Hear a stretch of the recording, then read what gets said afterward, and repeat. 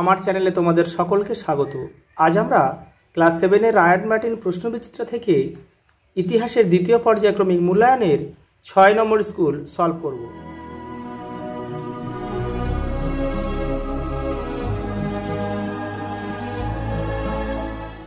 দেখে নাও, নির্মল হৃদয় আশ্রম CC high school boys.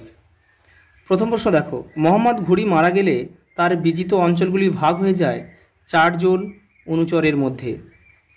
পাইবস ও সিজদা প্রথা চালু করেন গিয়াসউদ্দিন বলবন। মোহাম্মদ বিন তুগলক দ্বিতীয় রাজধানী তৈরি করেছিলেন দৌলতাবাদে। গ্র্যান্ড ট্র্যাঙ্ক রোড নির্মাণ করেন শেরশাহ।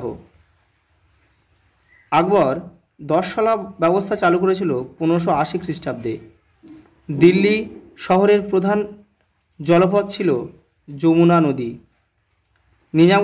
নিজামুদ্দিন আউলিয়া ছিলেন একজন সুফি সাধক। মুঘল আমলে সোনার মুদ্রা পরিচিত ছিল মোহর নামে। ইংলিশ ইস্ট ইন্ডিয়া কোম্পানি তৈরি হয়েছিল 1600 খ্রিস্টাব্দে। ভারত থেকে ইউরোপে রপ্তানি করা হতো নীল। পরের প্রশ্ন 2 দাগে দেখো, 2 কথায় উত্তর দাও।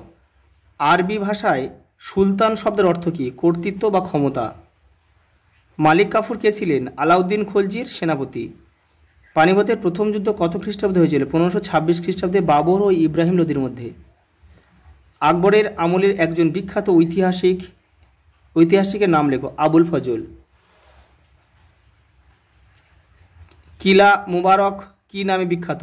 লালকেল্লা, দিল্লিতে অবস্থিত।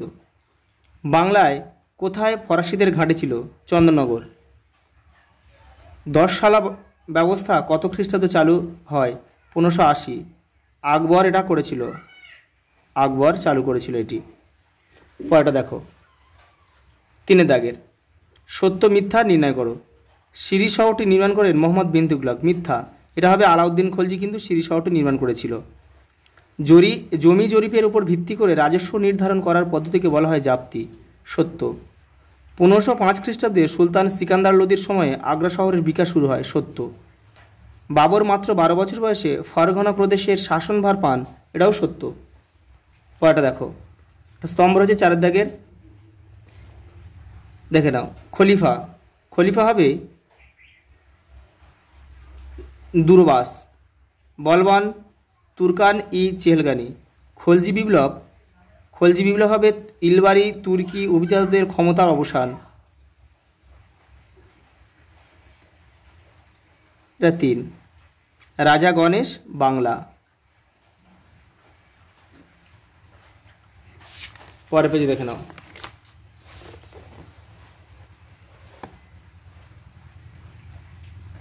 5 দাগে এখানে বিবৃতি ব্যাখ্যা রয়েছে।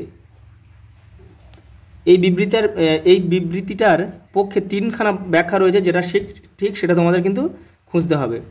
বিবৃতি প্রথমে দিয়েছে কি, মোহাম্মদ বিন তুগলক যে তামার মুদ্রা চালু করেছিলেন তা অনেকে জাল করে। এখানে ব্যাখ্যা 3 নম্বরটা হবে, এই মুদ্রা যাতে জাল না করা যায় তার ব্যবস্থা করা হয়নি। পরেরটা দেখো, বিবৃতি, হুমায়ুনকে একসময় ভারত ছেড়ে চলে যেতে হয়েছিল। কারণ দেখো, তিনি শের খানের কাছে যুদ্ধে পরাজিত হয়েছিলেন। পরেরটা দেখো, বিবৃতি, ইউরোপ থেকে জলপথে ভারতে আসার জন্য পর্তুগিজরা বেশি উৎসাহ দেখিয়েছিল। ব্যাখ্যা 1 নম্বর ব্যাখ্যাটা এখানে উত্তর হবে, পর্তুগিজরা ভারতে মশলার বাণিজ্যকে দখল করতে চেয়েছিল। পরেরটা দেখো, 4 নম্বর বিবৃতি, মহেশ দাস নাম হয়েছিল বীরবল। ব্যাখ্যা 2 উত্তর হবে, তিনি খুব বুদ্ধিমান ছিলেন। পরের প্রশ্ন দেখো, 6 দাগের, কোথায় কেন শাহজাহানাবাদ শহরটি গড়ে উঠেছিল? দেখো, তোমাদের টেক্সটের 98 নম্বর পেজে উত্তরটা রয়েছে, দেখে নাও। কোথায়? এটা দিল্লিতে। কেন শাহজাহানাবাদ শহরটি গড়ে উঠেছিল? দেখো, শাহজাহান সুলতানদের আমলের দিল্লি শহরের ধ্বংসাবশেষকে রাজধানী হিসেবে বেছে নেননি।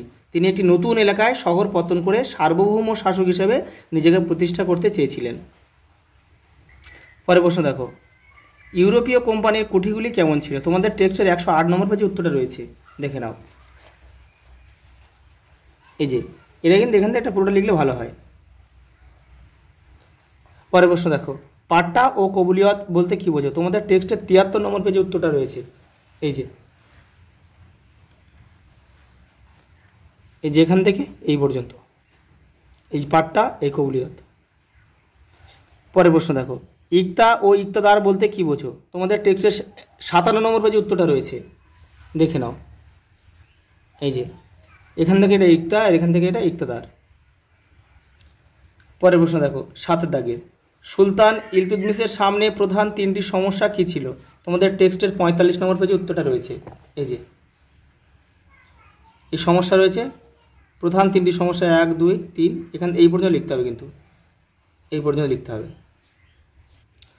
পরেরটা দেখো, দিল্লি শহরের প্রধান সমস্যা কি ছিল? জলের অভাব।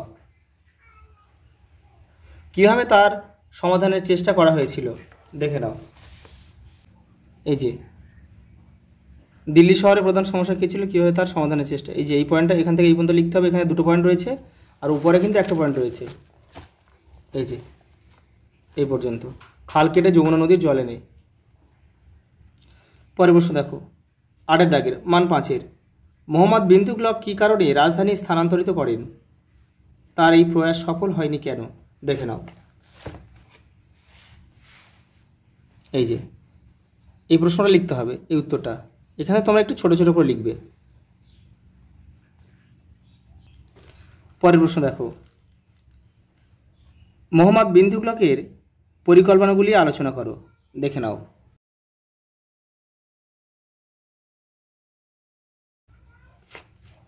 পরেরটা, শেরশাহের শাসন সংস্কারগুলি আলোচনা করো। তোমাদের টেক্সটের 73 নম্বর পেজে উত্তরটা রয়েছে। এই যে শেরশাহের সংস্কার,